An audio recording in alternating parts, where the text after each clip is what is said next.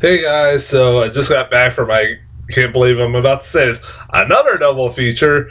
I know everybody's don't be so shocked. I am very very fucking tired. Luckily, both movies I saw were pretty short, about an hour and 40 minutes. But I am dead tired, so I want to get these reviews done as soon as possible.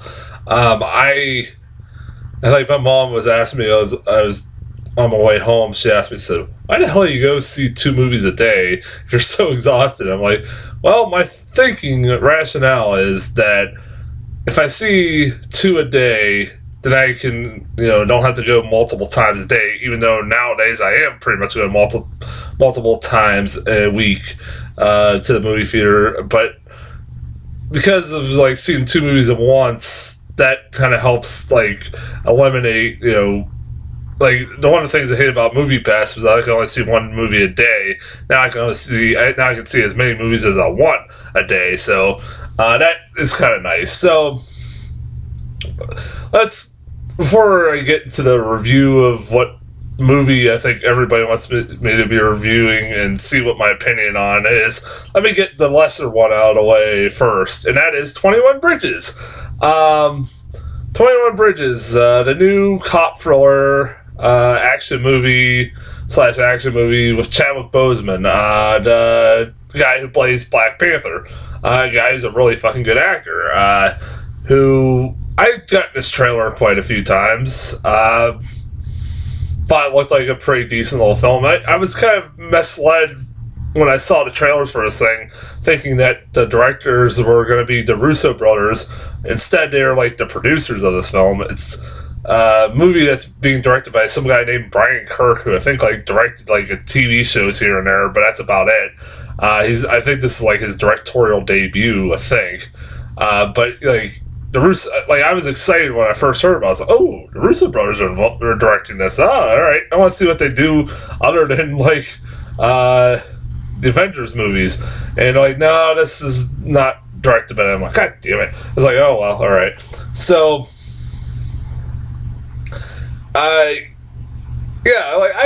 this was out of the three movies this week. This was the one I probably was looking forward to the least, but I still was intrigued by it because it didn't look that bad.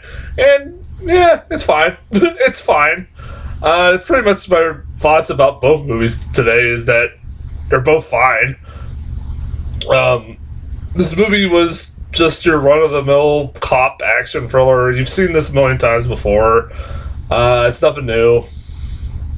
It doesn't break any new grounds. You pretty much can predict where it's going in a lot of places. There's no fucking big surprises, especially as far as like twist as far as who the villains are in this movie.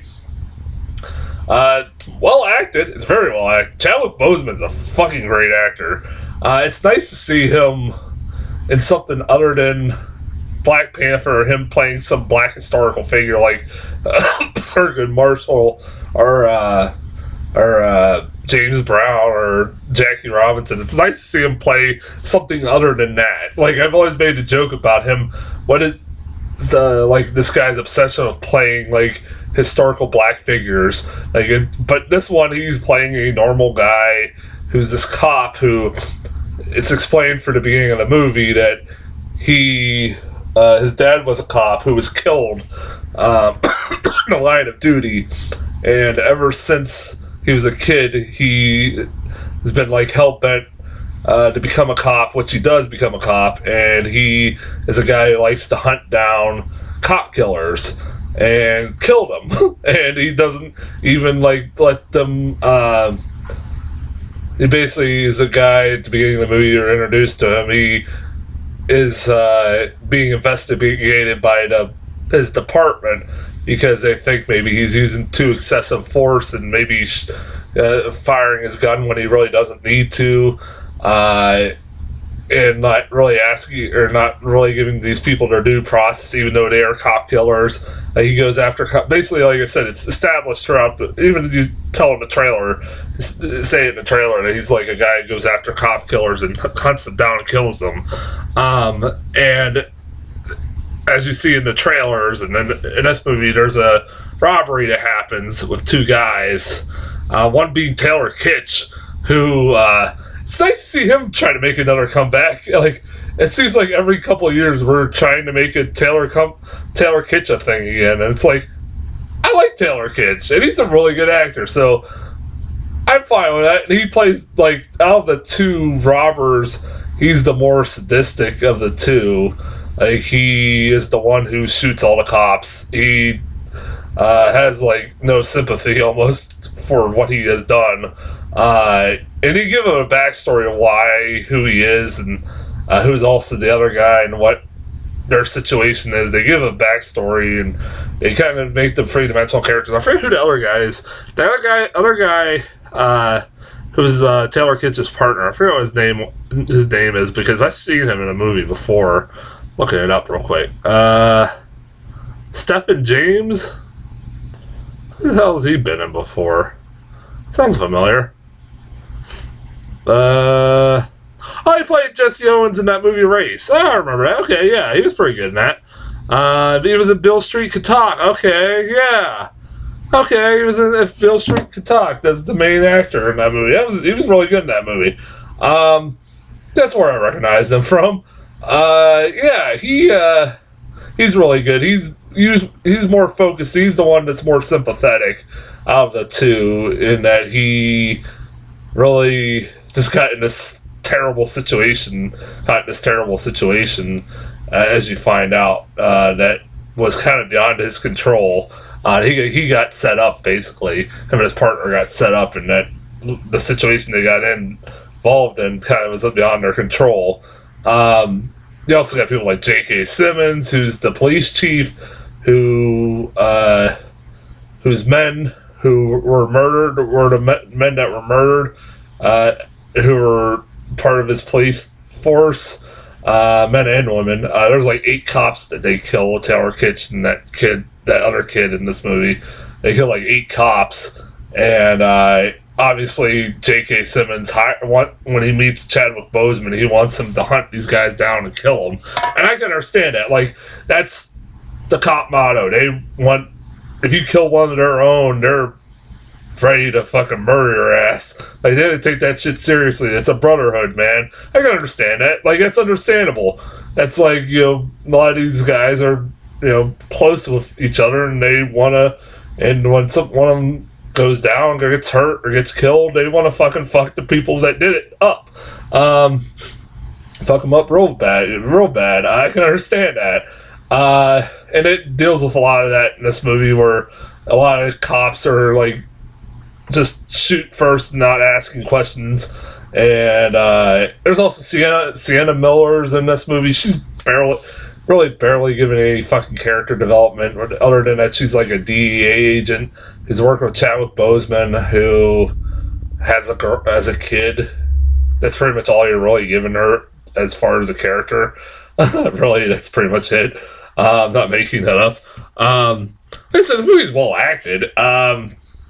And it's not a bad, like, I like the fact that this movie really basically takes place over, like, only a couple hours. It really does. Like, the robbery and the shooting happens, like, at 1 a.m.